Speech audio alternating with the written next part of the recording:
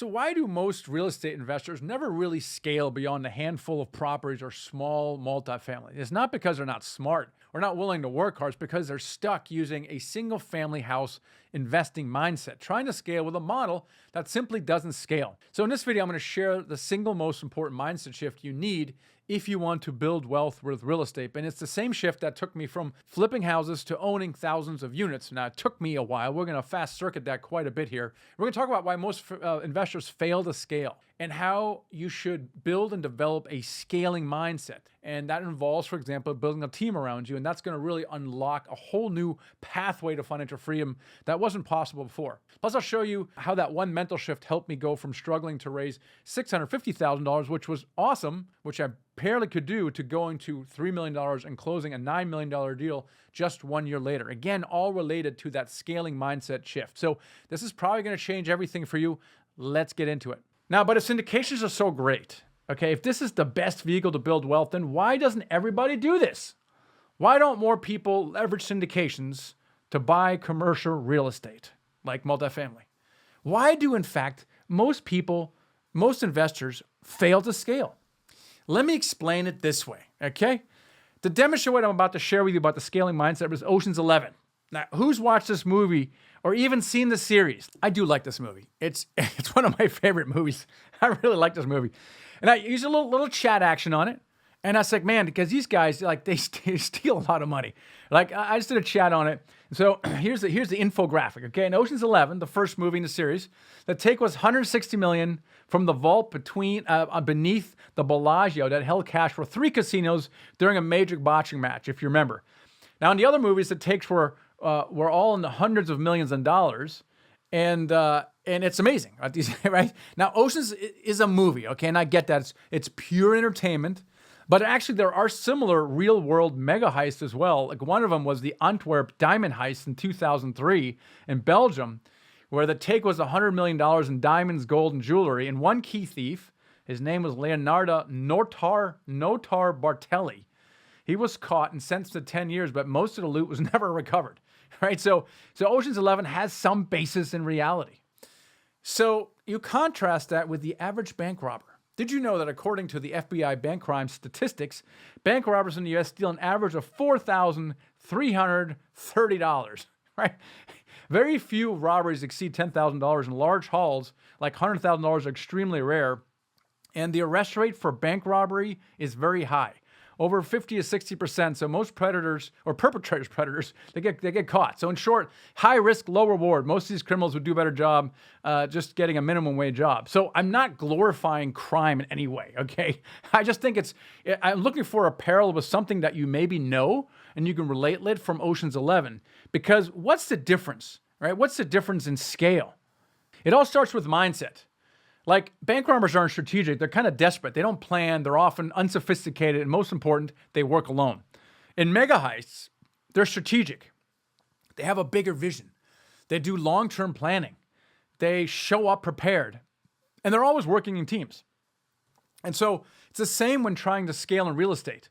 Why do most investors fail to scale? And the reason is that most investors have a single family house investing mindset. There's nothing bad or wrong about that, because that's what we know, right? And that's worked with real estate before at one level, and it's certainly going to work for real estate at scale. But the truth is that it won't, okay? It's not going to work with a single family house investing mindset. It's literally impossible to scale. It can't be done. The things that worked when you're buying or flipping, not only won't they work for commercial, but they're going to hold you back.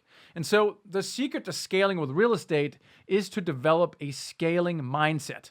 That's my first point in the workbook, okay, is scaling mindsets underlined and highlighted. So write down scaling mindset in your workbook. The secret to scaling with real estate is the scaling mindset, right? And I'm gonna share with you, and before I tell you exactly what a scaling mindset is, I'm going to share with you the mistakes I made in trying to apply a single family house investing mindset to multifamily. And hopefully I'm going to spare you from years of frustration. Because I remember when I was flipping single family houses, I was the lone wolf. I was just me buying and selling houses. And yes, I was working with a broker to find some of my deals. I had some wholesalers. Yes, I had a general contractor, but it wasn't a real team, not like an Ocean's 11 team where we're like strategizing and planning and like meeting. I didn't need partners either because I could use hard money. So it was really all me. And when I got into multifamily, I tried to use that mindset and I really struggled. Like I struggled with deal flow. Like in 2006, after I took a commercial real estate investing boot camp, I called on brokers in Texas for about 9 months. And at the time, I had flipped a couple houses and had one rental, so I felt like I was a fairly accomplished real estate investor. And I struggled with getting deal flow because I thought I could find deals in the MLS like I did for my 12-unit in Washington, D.C., but I couldn't. I then sent out a bunch of yellow letters like I used for the house flips, and that didn't work either. Then I discovered LoopNet, right? And none of these things worked, and I lost months trying to figure out all this stuff out. When I finally figured out the secret to deals was actually brokers, I started to finally talk to them, and I had another problem. They weren't taking me seriously because I hadn't closed on an apartment building before, right? I think I mentioned before in a previous training, they were asking me for my track record. I said, well, I don't have any apartments, but I flipped a couple of houses. I got a rental property. And they're like, oh, how about this? You send me a proof of funds and I'll send you some deals. I'm like, I don't have a proof of funds. And I was stuck. And I was like, how was I supposed to get an apartment building track record without an apartment building track record, right? I'm going to try to solve this problem here in a few minutes when I talk about the scaling mindset.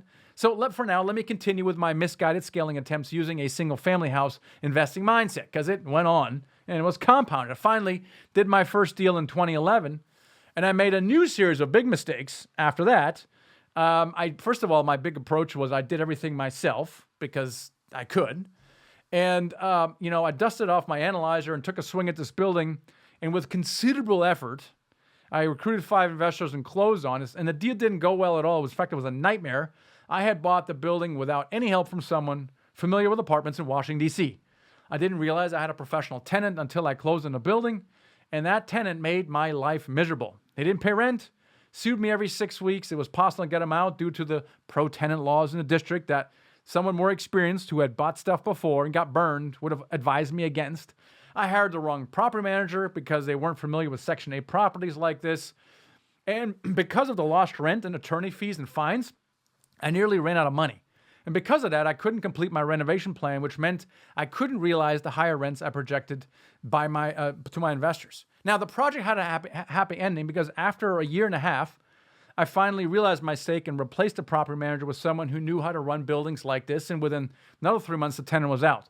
Now, the market kind of fixed my problem because during this time, the market improved in DC and kind of fixed my low rent problem. And I ended up selling the property for a reasonable profit, though not nearly as much as it could have been. Now, why did I struggle? Because of my single family house investing mindset, because I felt like I could do everything myself, because that's what I did with single family houses. But wait, there's more.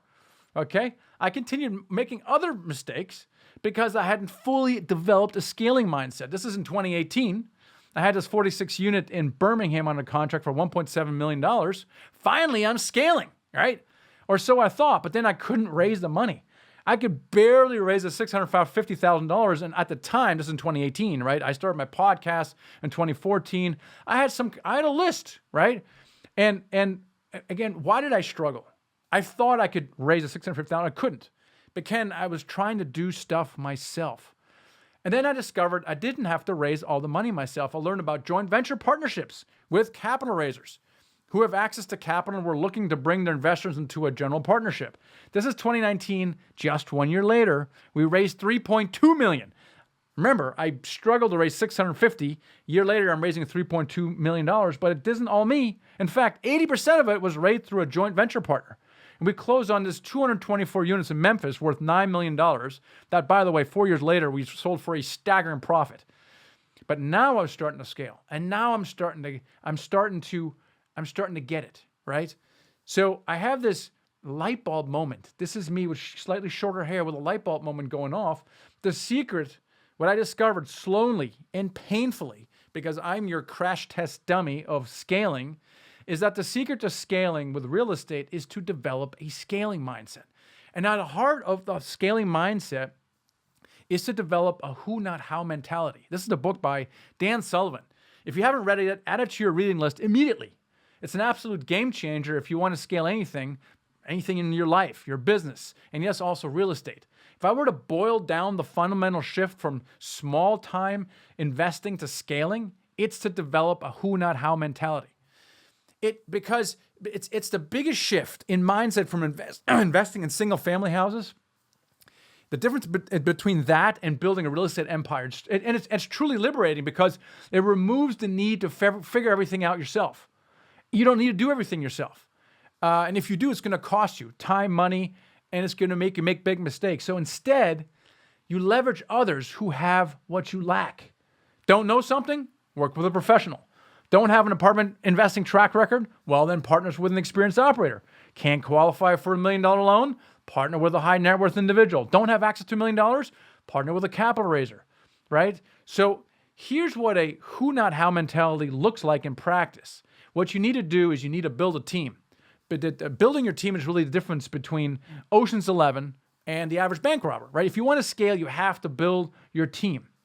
Now, how do you do that? How do you build a team to scale? Because that's what I want to talk about in next here, right? Because if you get this, scaling becomes easier, much easier than single family house investing. All right, now hopefully you understand why a scaling mindset is the key to financial freedom, the key to scaling with real estate, and how trying to do it alone will only slow you down. But here's the thing, knowing you need a team is one thing. Actually building that team, well, that's not a different story. A lot of people get stuck there as well. So in the next video, I'm going to go walk you through exactly how to build your scaling team.